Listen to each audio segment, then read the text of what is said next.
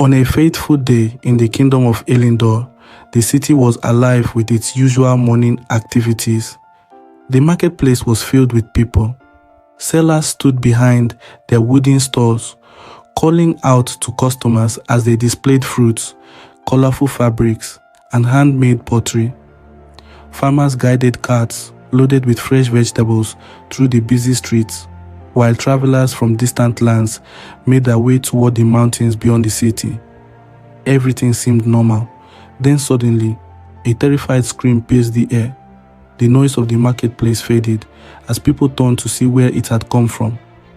A woman named Ada was running through the crowd with a little girl held tightly in her arms.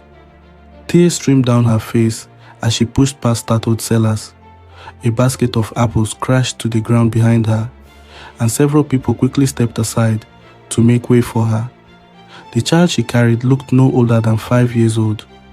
Her eyes remained closed, and dark veins stretched across her neck and arms. Fear swept through the crowd the moment the people saw it. Men and women backed away. Some covered their mouths in shock, while others whispered among themselves, saying it was the sign of the terrible disease called the Black Bloom, while others said the child would not survive it. The woman heard every word, but she refused to stop. At the edge of the city, a wagon was preparing to leave with a group of travelers heading toward the capital. Without hesitation, the woman rushed toward it and climbed in, still holding the little girl close to her chest. Moments later, the driver cracked the reins, and the wagon began to move. As it rolled away from the city, the golden towers of the royal palace could be seen shining in the distance beneath the morning sun. Throughout the kingdom of Elyndor, people believed one thing: when all hope was gone, no other person could save them except King Chuku. Several hours later, the wagon arrived at the capital and stopped outside the royal palace. The woman quickly came down and hurried toward the palace entrance. Before she could enter, 2 royal guards stepped forward and crossed their spears in front of her. "Please," she begged, struggling to hold back her tears. "My daughter is dying." The guards looked at the little girl and immediately noticed the dark veins spreading beneath her skin. Her face was pale, and every breath seemed weaker than the last. They knew exactly what they were looking at: the Black Bloom. So, one of the guards quickly signaled toward the palace gates. "Open the gates." Then the massive doors slowly swung open. Without wasting another second, the woman rushed inside. Her legs shook with exhaustion, and every breath felt harder than the last, but she refused to stop. Holding Leora close, she hurried through the palace corridors. Servants quickly stepped out of her way, while royal officials paused to watch her rush past. At last, she reached the great hall. The enormous chamber was filled with people. Some were sick, others supported family members who were suffering from the Black Bloom. Many had come hoping to witness another miracle from the king. At the far end of the hall stood a magnificent golden throne. Seated upon it was King Chuku, the ruler of Elyndor. To many, he was more than a king. He was their last hope. The moment the woman entered, conversations faded into silence.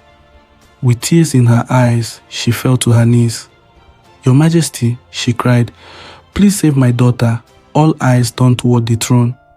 King Chuku slowly rose to his feet and descended the marble steps. His white robe flowed behind him as he approached the child. The crowd watched with anticipation. Some crossed their hands together, others lowered their heads and whispered prayers. Carefully, Ada laid her daughter on the polished floor. The little girl remained motionless. For a few seconds, the king simply stared at her. A strange expression crossed his face. It flashed so quickly that no one seemed to notice. Then, he slowly stretched forth his hand. The entire hall became still. When his palm touched Leora's forehead, a cold chill swept through the chamber. Several torches flickered along the walls. People exchanged uneasy glances. For a brief moment, King Chuku felt something he had never experienced before: a powerful presence, ancient and unshakable. Then suddenly, the darkness within him recoiled. It was as if an invisible force had pushed it back. The king's eyes widened. A voice echoed inside his mind. "The chosen one cannot die by your hand." The words struck him like thunder. For a moment, fear flashed across his face. Not fear of the child, fear of the power protecting her. Then the voice vanished. The strange feeling disappeared. The king quickly hid his reaction before anyone could notice. Slowly, he pulled his hand away. Nothing happened. A nervous murmur spread through the hall. Ada stared at her daughter in fear. Then suddenly, Leora's fingers moved. A wave of shock swept through the crowd. Slowly, the dark veins faded from her skin until they completely disappeared. Moments later, her eyes opened. Leora blinked in confusion and looked around. "Mother," she whispered. Ada burst into tears. She quickly wrapped her arms around her daughter and held her tightly. The great hall erupted with joy. People cheered. Some fell to their knees in gratitude. Others lifted their hands toward the ceiling, shouting, "The king has done it again." Long live King Chuku. But as the celebration echoed through the palace, the king remained silent. His eyes never left the little girl, because for the first time, he knew the ancient stories were true. The gods had chosen her, and they were protecting her. The celebration echoed throughout the palace. Still confused, Leora looked around as her mother held her close. Soon afterward, the overjoyed woman began the journey back to Willowbrook with her daughter. But news of the miracle traveled far faster than their wagon. By the time they reached the village, people were already gathering along the road. Farmers left their fields. Women stepped out from their homes. Children ran excitedly through the streets. Everyone wanted to see the little girl who had survived the black bloom. As the wagon rolled into Willowbrook, excited voices filled the air. Leora's mother came down from the wagon and gently helped her daughter to the ground. The villagers gathered around them, staring in amazement. Only days earlier, they had watched the black bloom spread through the little girl's body. Now she stood before them, healthy and smiling.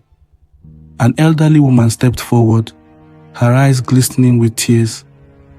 "In all my years," she said softly, "I have never seen anyone survive the black bloom." A murmur swept through the crowd. The king has saved another life. May heaven continue to bless him. Standing quietly at the edge of the gathering was a young farmer named Chick. Unlike many around him, he did not place his faith in the king. He believed every blessing came from God alone. Still, gratitude filled his heart because his daughter had been given another chance to live. That evening, Willowbrook celebrated throughout the night. Food was shared from house to house, songs drifted through the village, and stories were exchanged among children. Years passed, and the king's reputation continued to grow. Whenever the black bloom appeared, desperate families traveled to the capital seeking his help. Whenever sickness spread, people turned their eyes toward the palace. Little by little, the people of Elyndor began depending on their king for more than healing. They depended on him for hope itself. Meanwhile, life in Willowbrook remained peaceful. The little girl who had once been carried through the palace gates grew into a young woman. At 16, Leora was known throughout the village for her kindness. She spent most of her days helping her father on their small farm and caring for her younger brother, Kyle. Life was simple and peaceful until the morning everything changed. 3 days after the harvest festival, Chike and Kyle were repairing a wooden fence near the edge of their farmland.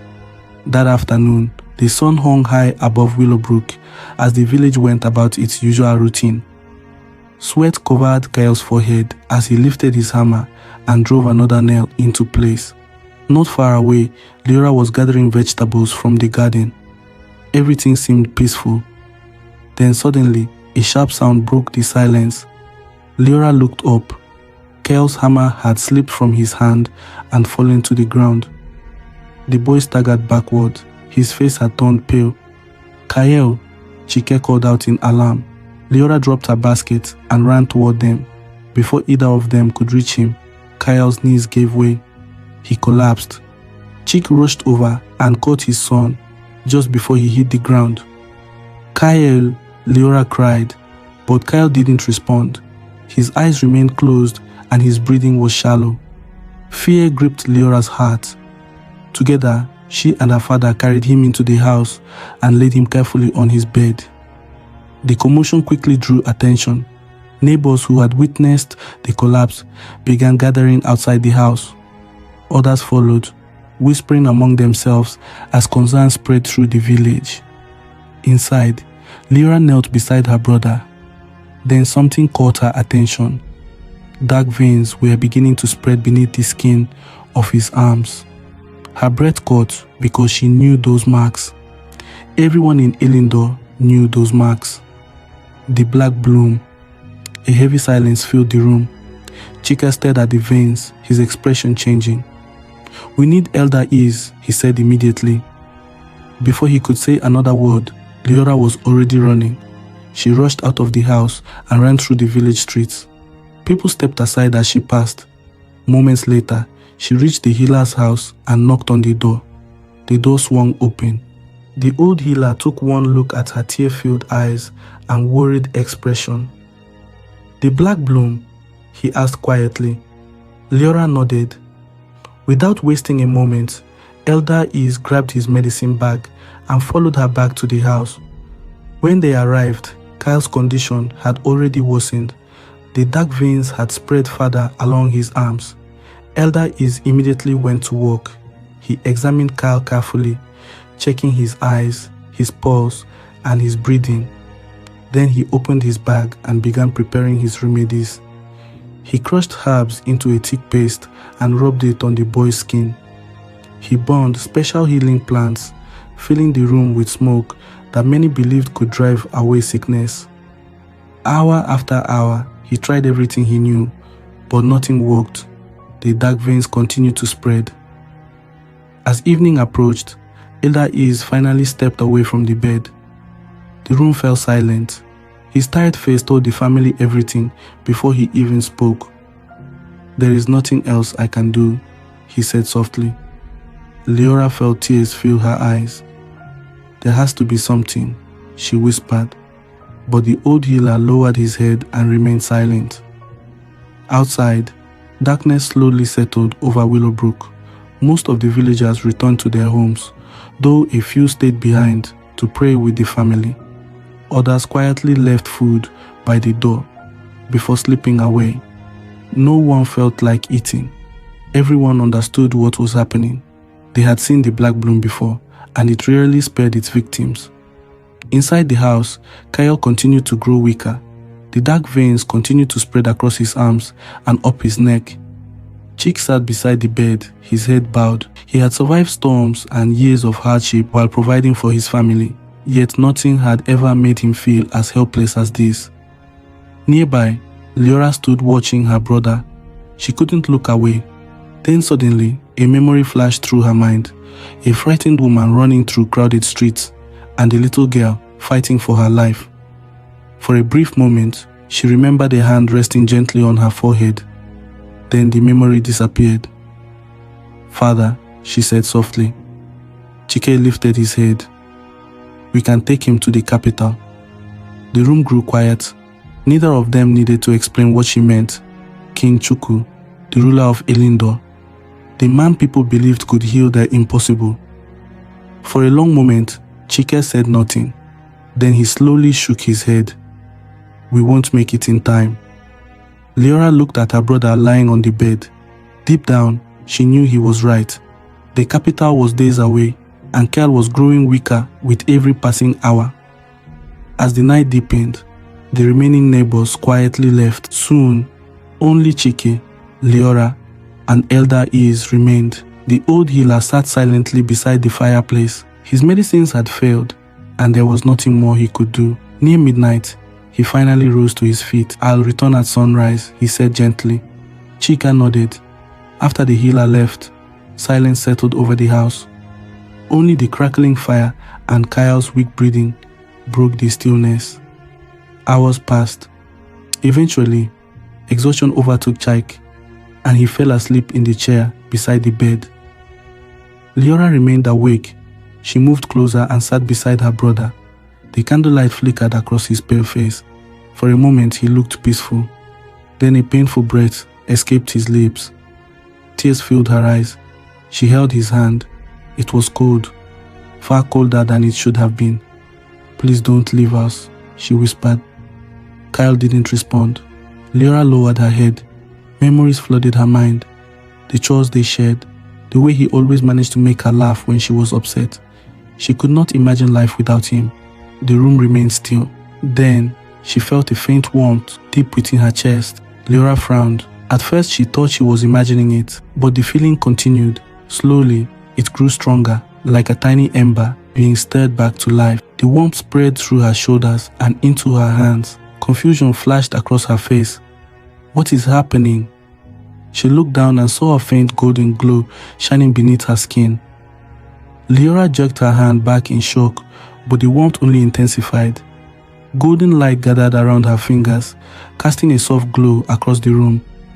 Even the fire seemed dim beside it. Fear and wonder battled within her. She had never seen anything like it. Then her gaze fell on Kyle's arm. The dark veins were changing, as though something unseen was driving them back. Leora stared. The darkness continued to withdraw. Slowly at first, then faster. The black veins faded from his skin until they vanished completely. Her eyes widened. The golden light flowed from her hands into Kyle. His breathing steadied. Then suddenly, Kyle drew a deep breath. His eyes opened. For a few moments, he simply stared at the ceiling, confused. Then he turned toward her. Leora froze in shock. "Kyle!" she screamed. Her voice woke Chiki. He jumped from his chair. What happened? His gaze moved from Kyle to the fading golden light around Leora's hands, then back to his son. The dark veins were gone. Kyle slowly pushed himself upright. "I had the strangest dream," he said weakly. No one answered. Chike could only stare. For years, he had heard stories of miracles, stories of King Chuku, but never had he witnessed something like this with his own eyes. Slowly he looked at his daughter. The last traces of golden light disappeared from her skin. "What did you do?" he whispered. Leora stared at her hands before looking back at her father. Her voice trembled. "I don't know." For the first time since her healing as a child, something long forgotten stirred within her. A memory of the palace, a memory of the king, and a strange feeling she had never fully understood. Outside, dawn slowly approached. Neither Leora nor Chiki realized that by sunrise, whispers of the miracle would begin spreading through Willowbrook. And before long, those whispers would reach ears far more dangerous than they could imagine. The sun had barely risen when the rumors began, and half of Willowbrook had heard them. By midday, the entire village was talking about Leora. Small groups gathered along the roads and outside homes, exchanging whispers. Some believed the story immediately. Others dismissed it as an exaggeration. Before long, people began arriving at Chike's farmhouse. The first visitor was an elderly woman named Mara. For years, her eyesight had gradually faded. Faces had become blurry shapes before her, and distant figures were little more than shadows. That afternoon, she stood nervously outside the farmhouse door. "I know the rumors sound foolish," she told Chike, "but if there is even the smallest chance to help." Chike hesitated before opening the door. He still couldn't fully understand what had happened the night before. After a moment, he stepped aside. "Come in." Mara entered and saw Leora sitting quietly at the table. The hope in the old woman's eyes made Leora uncomfortable. "Mara," she began, but Mara smiled gently. "You don't have to make any promises," she said. "I only want to try." Leora looked at her hands. She still wasn't sure what had happened the previous night, or if it could happen again. After a brief silence, she nodded. Mara sat across from her. Leora reached out and placed her hands over the woman's. For a moment, nothing happened. Then the warmth returned. It rose from deep within her and flowed through her arms. A soft golden light appeared around her hands. Mara looked around. The light brightened for a few seconds before slowly fading away. Then Mara lifted her hand to her face. Tears filled her eyes. "Chico," she whispered. The farmer stepped forward. Mara looked at him and smiled through her tears. "I can see you." Her voice trembled with emotion. She turned toward Leora and said she could see her too. Leora stared at her in shock because the miracle had happened again. The news spread through Willowbrook like wildfire. By evening, people were arriving from neighboring villages. Some were blind. Others suffered from conditions no healer had been able to cure. Leora welcomed them one by one, and each time the same pattern of miracle repeated itself. Not everyone recovered immediately. Some improved little by little, while others were completely restored within moments. But after a while, no one could deny the truth. Something extraordinary was happening. Days passed, and the crowds only grew larger. Travelers carried stories beyond Willowbrook. Sellers spoke of the miracle girl in busy marketplaces, and farmers shared details while working in fields far from the village. Soon, the same rumors echoed across Elyndor. "There is a young woman in Willowbrook. They say she heals the sick. Some claim she cured the black bloom itself." With every retelling, the story spread further. Meanwhile, Leora struggled to understand the gift she had been given. Each healing seemed to leave her with more questions than answers. Where had the power come from, and why had it chosen her? One evening, after the last visitor had gone home, Leora sat outside, watching the sunset. The sky burned with shades of gold color. Nearby, Chike repaired a wooden stool, while Kel sat on the grass, arranging fruits into a bucket. For a while, Chike kept hitting the nail against the wood. Then he said, "There's something I've never told you." Leora looked up.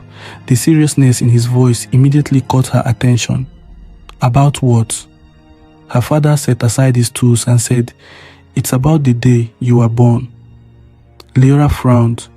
Even Kel stopped arranging the fruits into the bucket. For a moment, Chike seemed unsure whether to continue. Then he said softly, "The night you were born, a storm struck Willowbrook. As your mother was giving birth, something happened." Leora leaned forward as her father continued.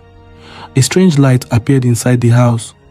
At first, I thought it was lightning, but when the thunder passed, the light remained and surrounded you." His voice grew quieter. Neither Leora nor Kel spoke. "I never told anyone. I was afraid people would think I had lost my mind. But your mother, Ada, saw it too. For years, we wondered if it meant something." Then Leora stared at her father and asked, "Why are you telling me this now?" Then Chika said it was because of what happened with Carl, and because he no longer believed it was a coincidence. Silence settled between them because the truth seemed so complicated to Leora. But for the first time, Leora felt as though there might be answers somewhere far beyond Willowbrook. While that conversation unfolded in a quiet village, another was taking place within the royal palace. A messenger knelt before King Chuku. His head remained lowered. His hands trembled slightly. The king sat upon his throne. Then the messenger spoke up and said, "There is a young woman in Willowbrook, Your Majesty." King Chuku barely glanced at him. "What about her?" the king asked. "Our informants have confirmed the reports." That caught the king's attention. Slowly, he lifted his head. "What reports?" The messenger hesitated. Then he answered, "They said she can heal the black bloom."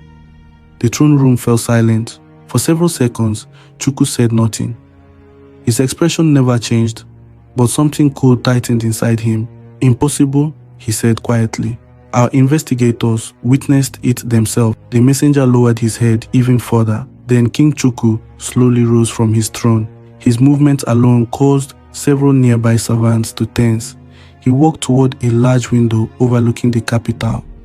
Thousands of people moved through the streets below. People filled the marketplaces. Travelers passed through the gates, and children ran between crowded stores. People who trusted him, people who depended on him, and people who believed he alone could save them. For years, that belief had been the foundation of his power. Now, a village girl threatened it. Then a memory surfaced. A little girl, carried into the Great Hall many years ago, a child at the state of death, and the strange presence he had sensed the moment his hand touched her forehead. His thoughts drifted to the city below. "Tell me her name," the messenger said. "Leora, Your Majesty." The king went still, slowly. Off he turned from the window. Leora? The name stirred a memory he had not thought about in years, and in that moment, he knew exactly who she was. A muscle tightened in his jaw. For the first time in many years, uncertainty crept into his mind. Fear was not an emotion King Chuku knew well. Others feared disease and hunger, but Chuku had always stood above those fears. Now, as he stood in the silence of the throne room, he felt a cold knot tightening inside his chest. The messenger remained kneeling, waiting. "How certain are you?" the king asked. "Our informants are among the villagers themselves, and they witnessed the healings," the messenger replied. The king's fingers curled against the edge of the window as he asked the messenger to leave. The messenger immediately bowed. "Yes, Your Majesty," and he stepped out. Chuku remained where he was, staring through the window. Below, the city continued its daily life, unaware of the storm gathering behind the palace walls. At last, he turned away. His footsteps echoed across the chamber as he crossed to the far end of the room. A large cloth was hung on the wall. Behind it stood a heavy iron door. Most of the kingdom did not know it existed. Those who did never spoke of it.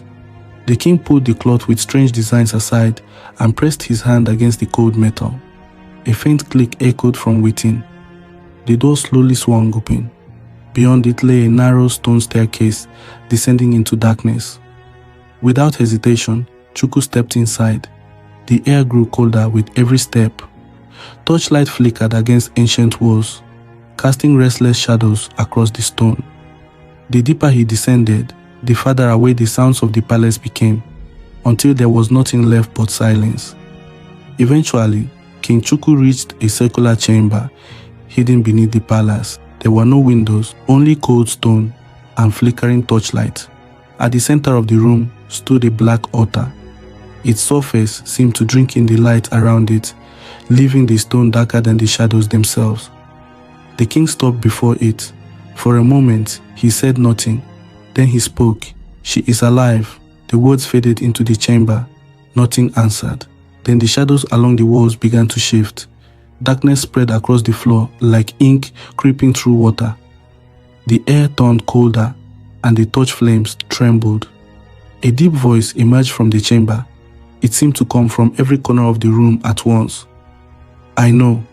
Chuku's jaw tightened. "You told me she would not survive." The darkness stared. "She should not have, but she did." The king took a step closer to the altar. "And now she heals." The shadows moved slowly around the chamber. When the voice finally answered, something unfamiliar lingered beneath its calm tone. "The light has awakened." The words sent a chill through the room. Chuku looked away. For years, he had hoped never to hear them spoken again. "She is only a village girl." The darkness rippled. No. The shadows moved faster now, circling the altar like a gathering storm. "She is much more than that." Instantly, the king's expression hardened. "What exactly is she?" the king asked. For the first time, the voice did not answer immediately. The darkness seemed to hesitate. Then it spoke.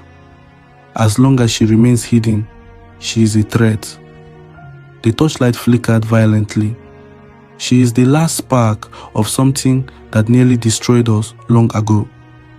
The chamber fell still. A knot formed in the king's stomach, and he felt his pulse quicken. Above the palace, night settled over Elyndor. Far away in Willowbrook, Leora slept peacefully in her bed. She had no idea her name was being whispered across the kingdom. No idea that the king himself now feared her. And no idea that raiders had already left the capital. Their horses raced through the darkness. Hooves pounded across lonely roads. They crossed rivers, passed through forests, and rode beneath the pale glow of the moon. Each carried the same royal command: find the girl, bring her to the capital, no matter what it takes. As dawn drew near, Leora stirred in her sleep. A strange dream unfolded before her. She found herself standing inside a vast hall she had never seen before. Golden pillars stretched upward until they disappeared into clouds overhead. Light filled the hall. At the far end stood a woman dressed in white. Her face was hidden, yet something about her felt familiar. Leora could not explain why. She simply knew. The woman slowly raised a hand. Leora. Her voice drifted through the hall like a distant echo. Then Leora took a cautious step forward. "Who are you?" Leora asked. A gentle smile touched the woman's lips. "You must remember." Leora frowned and asked, "Remember what?" Before the woman could answer, the hall trembled. The floor shook beneath Leora's feet. Darkness burst through the walls like a flood, swallowing the golden light as it spread. The warmth vanished. For the first time, fear appeared on the woman's face. "They are coming." Leora became scared. "Who?" The woman opened her mouth to answer, but before a single word escaped, Leora jolted awake. She sat upright in bed, breathing hard. The room was dark. Moonlight spilled faintly through the window. Outside, Willowbrook lay silent. Yet an uneasy feeling lingered, as though something had already begun moving toward the village, and with every passing moment, it was drawing closer. Morning arrived quietly, yet the dream remained with Leora long after she awoke. Even while helping Chiki feed the animals, she found herself distracted. The woman's words echoed in her mind. By midday, visitors had once again gathered outside the farmhouse. News of Mara's healing had spread far beyond Willowbrook. People arrived carrying hopes, fears, and stories of illnesses no healer had been able to cure. For hours, Leora met them one by one. A young woman arrived so weak that she struggled to remain standing. Some left noticeably stronger, others improved only slightly, but each healing taught Leora something. The golden light came more easily now. She no longer had to search for it. It responded almost as soon as she needed it, as though it had been part of her all along. That evening, after the last visitors had departed, Carl came sprinting toward the house. His face had gone pale. "Leora," she immediately rose to her feet. "What happened?" Carl pointed toward the distant road. "There are readers." Several villagers had already gathered nearby. No one spoke. They simply stared toward the road. Far in the distance, a cloud of dust rose into the evening sky. Within minutes, the riders came into view. 5 horses and 5 men wearing the royal crest. Whispers broke out among the villagers. The riders entered the village at a steady pace. Hooves thudded against the dirt road as villagers stepped aside to let them pass. At their head rode a stern-looking man with streaks of grey in his dark hair. His eyes swept across the crowd, then they stopped on Leora. Several villagers noticed, and everyone stood still. The officer came down from his horse. Silence settled over the village square. No one moved. No one spoke. He took a few steps forward. "Which of you is Leora?" The villagers exchanged uneasy glances. No one answered. The officer's gaze moved across the crowd, and he said, "This matter concerns the crown." Still, the silence remained. Then Leora stepped forward. "I am." The officer studied her. His eyes lingered for a moment, as though he expected to find something unusual. At last, he reached inside his coat and removed a sealed scroll. "The king requests your presence in the capital." A murmur spread through the crowd. Everyone knew a request from the king was not something people usually refused. Leora accepted the scroll and looked at the officer. "Why does the king want to see me?" "Was not told," he replied. The answer sounded like a lie. Chike stepped forward. "My daughter has done nothing wrong." "I never said she had. The king only wishes to meet her," the officer answered. There was something in his eyes that suggested he knew more than he was saying. Leora broke the seal and read the message aloud. "Leora of Willowbrook, your remarkable gift has reached the ears of the crown. You are invited to the capital to demonstrate your abilities before the kingdom's healers. King Chuku. Silence followed. As everyone absorbed the news, a strange feeling settled inside Leora. It wasn't fear or excitement. It felt as though her entire life had been leading to this moment. That night, Leora was unable to sleep. She walked to a hill overlooking the village. You should not go. She turned and saw Chike standing behind her. Together, they looked out at the sleeping village. The king frightens me, her father admitted. Leora stared at him in surprise.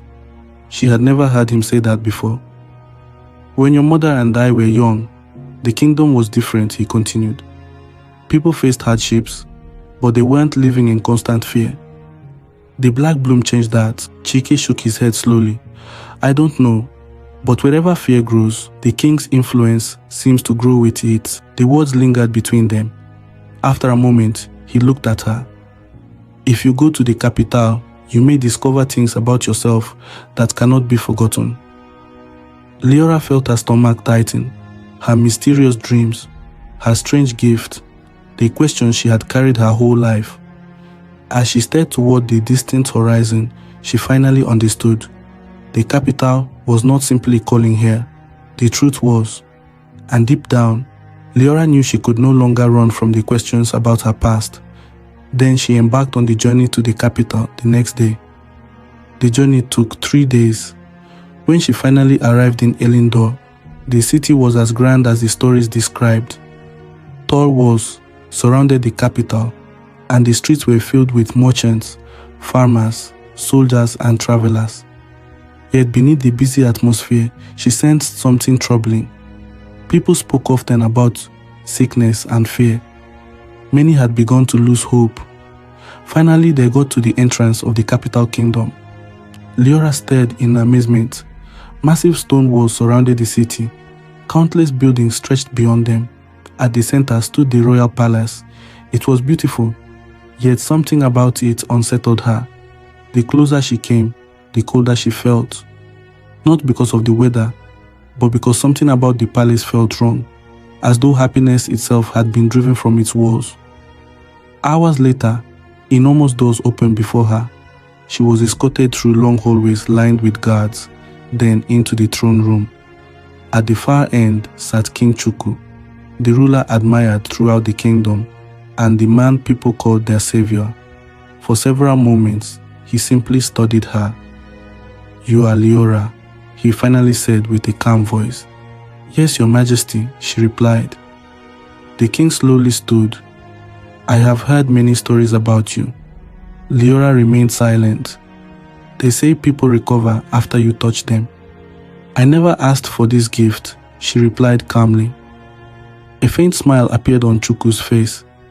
He slowly descended the throne steps and said, That is precisely the problem. Leora frowned in confusion. The king continued walking, each footstep echoing through the chamber. You heal people without permission.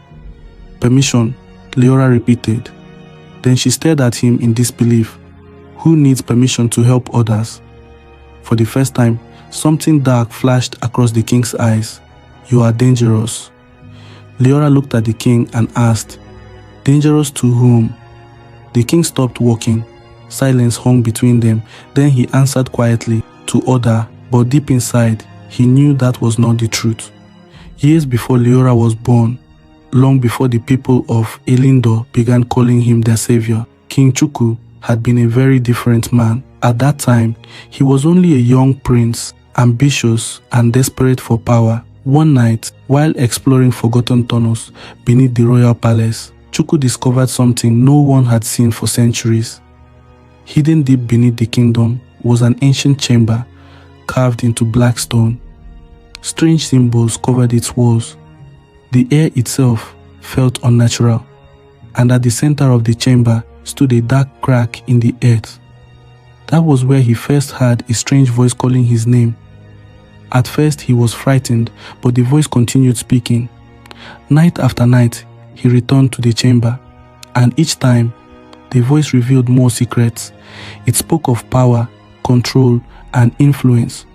It promised him the ability to shape the destiny of an entire kingdom. Eventually, the voice made him an offer. It would give him the power to spread suffering and the power to remove it.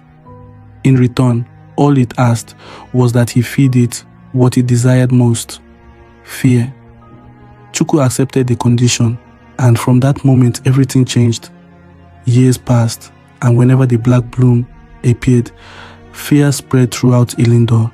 Families became desperate, villagers panicked, and then Chuku would arrive. He would heal the sick, save the dying, and perform what appeared to be miracles. The people never knew the truth. The hand that healed them was the same hand causing their suffering. Every act of healing increased their devotion, and every miracle strengthened King Chuku's influence. Beneath the palace, the ancient darkness continued feeding on the kingdom's fear. For years, the arrangement worked perfectly, but there was one secret Chuku had carried for many years. The night Leora was born, a strange lightning flashed across the skies of Elyndor. The storm lasted only a few moments, yet when the lightning struck, Chuku felt something from his palace, a presence, a power unlike anything he had ever known. The ancient stories spoke of such signs. The gods of the land would sometimes mark a child chosen for a great purpose. Years later, when Leora's mother brought her to the palace as a baby, Chuku felt that same presence again. The moment he looked into the child's eyes, he knew.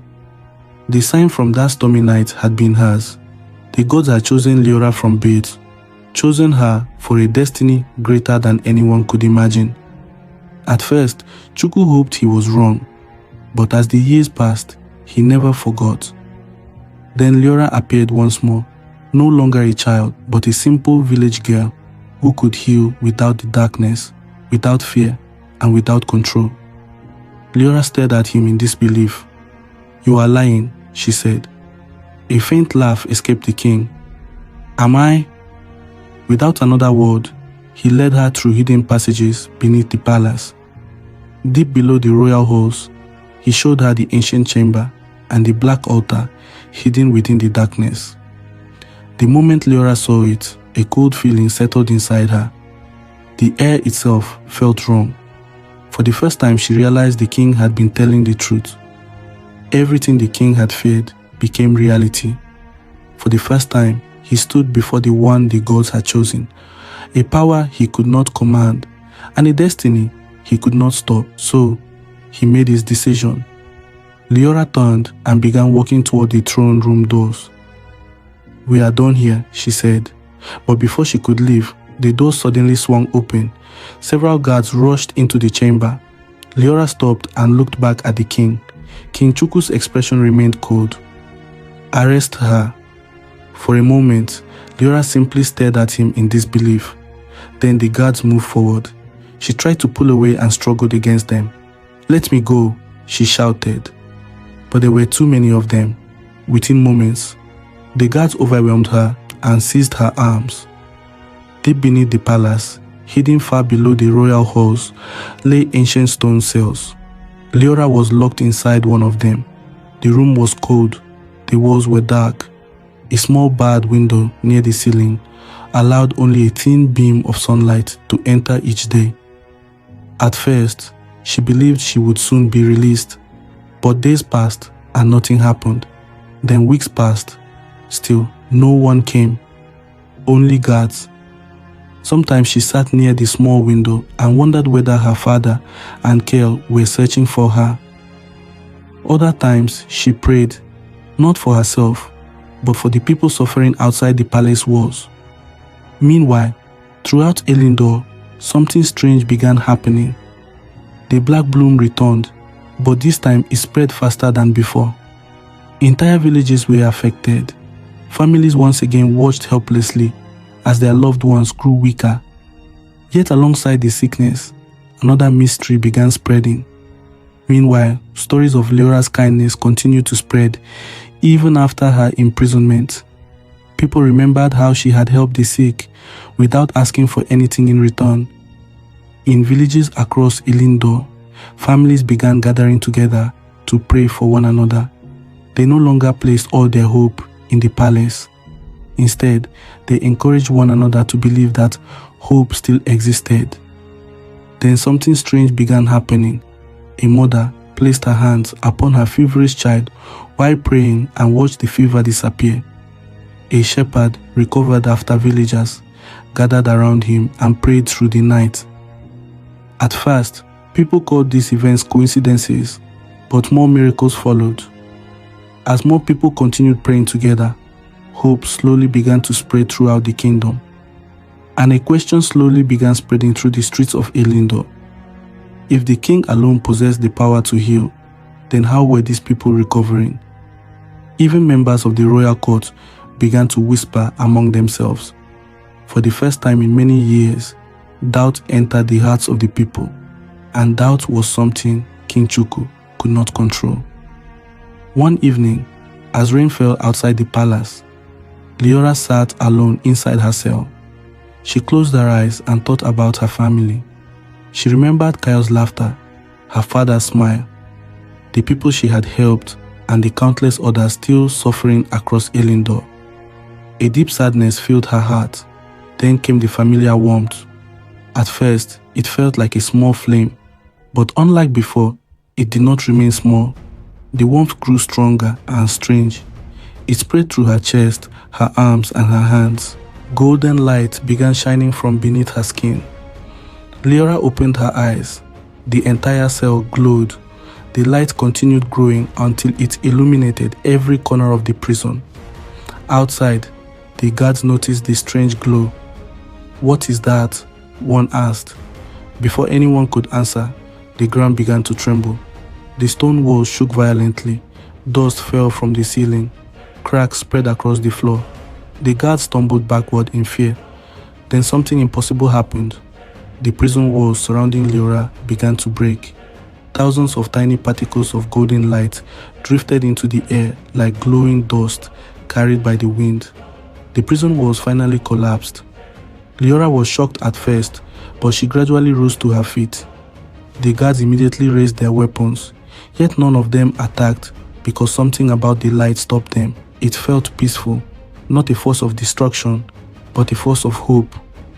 As Leora stepped forward, the light followed her, and throughout the palace, people felt the ground shaking. Servants paused. Guards exchanged nervous glances. Even members of the royal court sensed that something had changed because, for the first time in many years, someone had come to challenge the king. The throne room trembled as Leora stepped inside. Cracks stretched across the black stone floor. Massive pillars shook beneath the weight of an unseen force. Dust drifted from the ceiling like falling snow. The golden light surrounding Leora illuminated the chamber as she slowly walked forward. At the far end of the room stood King Chuku. The guards had already fled. The servants were also gone. Only the two of them remained. For several moments, neither spoke. The silence felt heavy. Then Chuku said, "So you finally come." Leora stopped a few steps away. Her eyes never left his. "This ends tonight," she said. A faint smile appeared on the king's face. "You think ending me will save them?" "I didn't come to end you," she replied. The king laughed softly. The sound echoed strangely through the chamber. "Then you still understand nothing," says the king. But Leora remained calm. The smile slowly faded from Chuku's face. For the first time, he looked at her not as a prisoner, not as a village girl, but as an equal. The king slowly descended from the raised platform where his throne stood. His footsteps echoed across the chamber. "Did you know what the kingdom of Elyndor looked like before I took over?" he asked. "The people were divided," Chuku said. "They feared every sickness and disaster. I gave them purpose. You gave them fear," Leora replied. The king's expression darkened. Suddenly, the torches went out. Darkness flooded the throne room. Living shadows crawled across the floor and wrapped around him as cold, unnatural energy filled the air. "This kingdom needed me," Chuku declared. "They were weak. They were afraid, and I gave them order." Leora thought of Mara, Kyle, and every family that had suffered because of the black bloom. Then she shook her head in disagreement and said, "You gave them fear. The shadows moved toward her, cracking the stone floor, but Leora stood her ground. Closing her eyes, she felt the same warmth that had healed the sick and guided her throughout her journey. Golden light spread from within her. The shadows slowed, then stopped. "They don't need another battle," she said. The light obeyed and expanded through the throne room like sunlight after a storm. Wherever it touched, the darkness retreated, not because it was destroyed, but because it was being healed. Fear flashed across Chuku's face, but Leora continued moving. The shadows around him unraveled like smoke in the wind. For years, the darkness beneath Elyndor had fed on fear, but now hope was replacing it. The golden light grew brighter, and the darkness shattered. Silence filled the chamber. The king staggered backward. The power left, the whispers were gone, and he no longer wished to hold onto the throne. For the first time in decades, he stood alone. Slowly, the king fell to his knees. "I only wanted them to need me," he whispered. Leora looked at him sadly. "They never needed fear," she said softly. "They only needed hope." In the days that followed, the truth spread across Elyndor. The people discovered that the king they trusted had been behind their suffering. Though many were shocked, the truth could no longer be denied. King Chuku surrendered himself and was imprisoned. The kingdom chose justice over revenge. Soon afterward, the black bloom vanished forever, and the blindness ended. Weeks later, Leora returned to Willowbrook. At the village entrance stood Chike and Kale. The moment Kale saw her, he ran forward. Laughing through tears, she embraced her brother. Chike wrapped them both in a hug, and the villagers cheered around them. That night, Willowbrook celebrated, not because of magic, but because hope had finally returned. Leora remained for a while, helping wherever she could, but she never sought power or recognition. Eventually, she left once more. Some said she traveled across Elyndor, helping those in need. Others believed she journeyed beyond the mountains. No one knew for certain, but her story lived on. And generation after generation remembered the lesson she left behind. The people of Elyndor learned the difference between being healed and being controlled. The end.